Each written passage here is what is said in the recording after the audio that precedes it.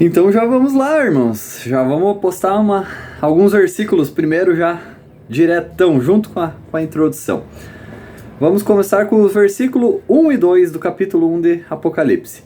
Revelação de Jesus Cristo, que Deus lhe deu para mostrar aos seus servos as coisas que em breve devem acontecer, e ele enviou e notificou isto pelo seu anjo ao seu servo João, o qual testificou da palavra de Deus e do testemunho de Jesus Cristo e de todas as coisas que viu. Então esse é um livro de revelação de Jesus para todos, né, dos finais dos tempos, e Apocalipse significa revelar ou retirar um véu, né? Nossos olhos se abrem sem um véu para tampá-los, então estamos sendo revelados coisas novas para ver. A palavra breve significa iminente e rapidez de execução uma vez que a ação comece. Ou seja, uma vez que o primeiro evento ali descrito ocorrer, todos os outros vão começar a vir um atrás do outro, sem muito intervalo de tempo entre cada um. Tipo um efeito dominó.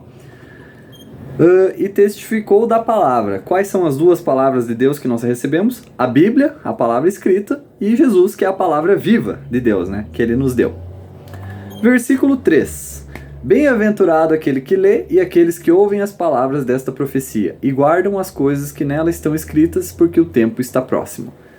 Primeiro, o tempo está próximo. A Bíblia diz que para Deus 1000 anos são como um dia, então na perspectiva de Deus, de fato, pode estar bem próximo, dali a 2 dias, porque para nós já foram 2000 anos. E aqui já diz que quem ler essas palavras, ou seja, né, essas revelações, vai ser abençoado. No entanto, não é só ler, mas entender e guardar essas palavras, né? Nós, como cristãos, sabemos que também tem que viver a palavra. Então é isso.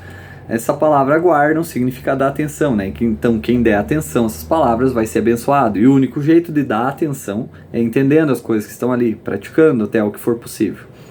Lucas 11:28 diz assim: mas ele disse, antes bem-aventurados são aqueles que ouvem a palavra de Deus e a guardam. Então é necessário guardar, praticar, exercer a palavra para ser abençoado. E agora uma informação bem útil. Para ser abençoado é necessário a palavra completa de Deus. E a versão mais fiel possível do original que nós temos hoje em questão de Bíblia, né, traduzida direto dos textos originais, é a Bíblia King James. Eu pesquisei algumas coisas, quem sabe um dia eu trago todo um vídeo só sobre essa Bíblia, o porquê que ela é a mais correta, a mais próxima da palavra de Deus, né?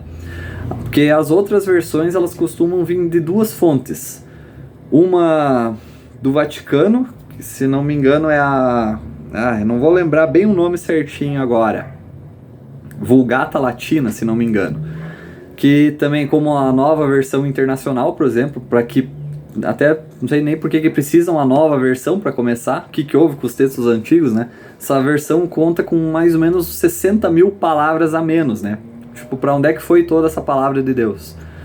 E outra fonte, eu sei que ela foi forjada para parecer um pouco mais velha do que era, né? Então Deus escreveu só uma palavra, não várias versões dela. Tu não vai numa loja e pede, gostaria de um livro de Shakespeare. Qual versão você gostaria, né? Não existe isso. Só existe uma versão, porque que para Deus seria diferente.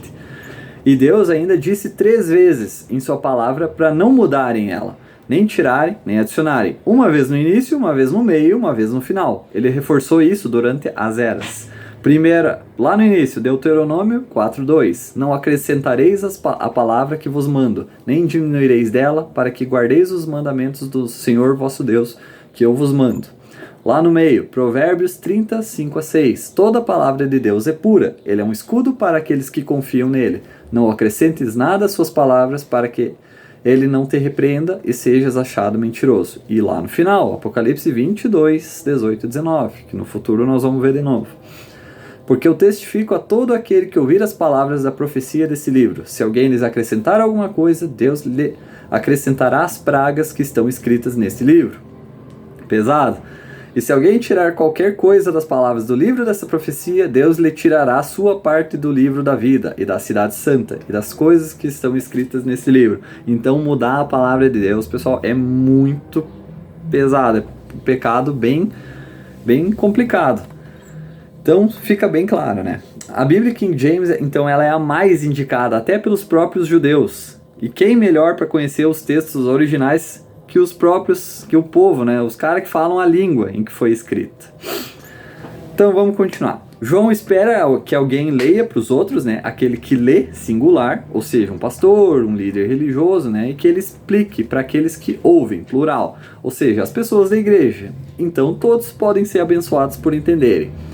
A palavra bem-aventurado ou abençoado, dependendo da tradução, vem do grego makarios, que significa recipiente privilegiado de um favor divino. Então a bênção é um favor divino.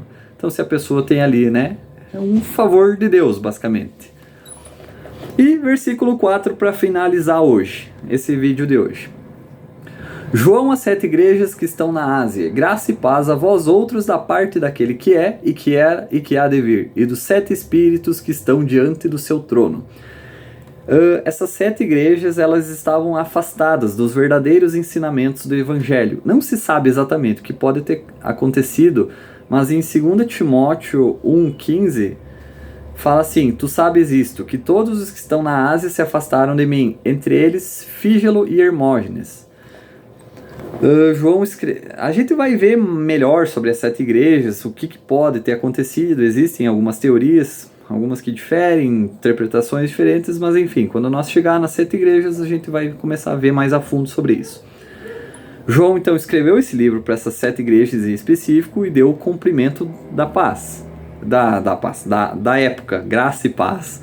Elas sempre estão juntas, era um cumprimento de um servo de Deus, por isso que a gente usa até hoje. Exemplos, Romanos 1,7, a todos que estão em Roma, amados de Deus, chamados santos, a vós graça e paz da parte de Deus nosso Pai e do Senhor Jesus Cristo. E 1 Coríntios 1,3, graça e paz sejam convosco da parte de Deus nosso Pai e do Senhor Jesus Cristo.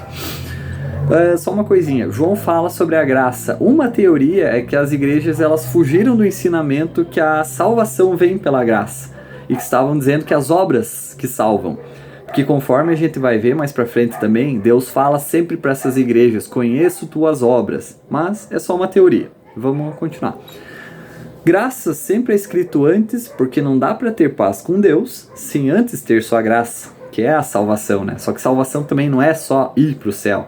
A palavra salvo no original ela significa ser inteiro, ser completo. Então na salvação você recebe a graça, não importa o que falta em você, Jesus vai te completar. E os 7 espíritos diante do trono se referem à personalidade do Espírito Santo, se refere ali à completude, à plenitude, à perfeição dele. E esses espíritos são listados lá em Isaías 11, 1-2.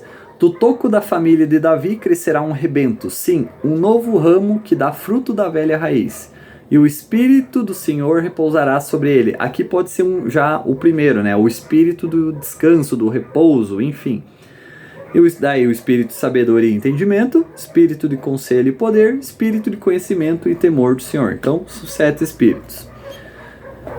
E o espírito do Senhor pode tranquilamente se manifestar de várias formas ao mesmo tempo, que nem o arco-íris. São 7 cores, mas é um arco-íris só. Se tem 1 bilhão de pessoas salvas, é 1 bilhão de pessoas com o Espírito Santo dentro, mas é um só espírito, não 1 bilhão de diferentes, né? Mas são espíritos de coisas boas para nos iluminar, né? Um espírito de luz, o Espírito Santo ilumina nosso caminho. Satanás quer copiar e enganar. Todos devem já ter ouvido do Illuminati, né? Iluminar com falsos conhecimentos. Até a própria palavra de Deus diz, o Espírito Santo vem para nos iluminar. Salmo 119, 105, lâmpada para os meus pés é a tua palavra e luz para o meu caminho.